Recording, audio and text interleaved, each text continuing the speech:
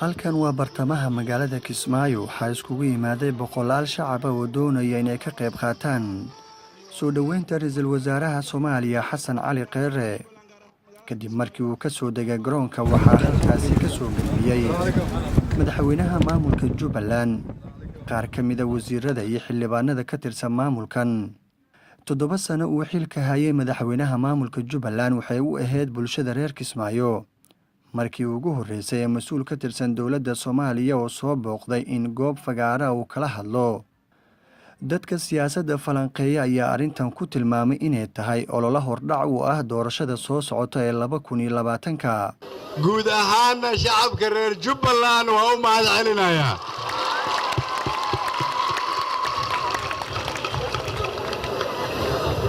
halkan waxaa ka muuqata farxad iyo reynreyn waa ogahay inaad qoraxda taagneedeen waa ogahay inaad na sugayseen laakiin waxaan rabaa sida aad noo sugayseen inaan idinkugu sheego sidaas iyo si ka badan inaan raalli idinkaga nahay aniga iyo wafdigaygu waxaana aad idinkaga mahadcelinayaa qoraxda aad taagneedeen waxaan leeyahay ilaahay ha idin dhib yareeyo laakiin soo dhaweynta waa idinka qabnaa kal furan kibis duwan kalluun shiilan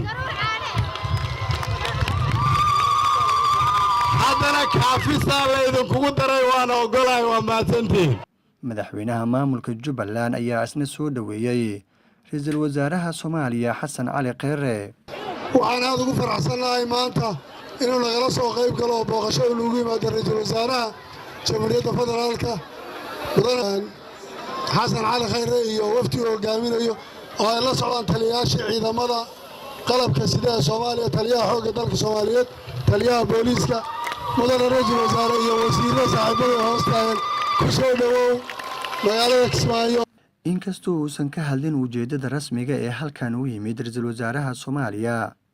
haddana waxaa muuqata in la adkeeyo wada shaqeynta maamulka Jubbaland iyo dawladda dhexe la dagaalanka kooxaha al-shabaab oo dagaaladooda ku soo laalaabtay deegaanka Baarsanguuni oo 60 kiiloomitir u jirta magaalada Kismaayo Zikriye Maxamuud Timcade Universal TV Kismaayo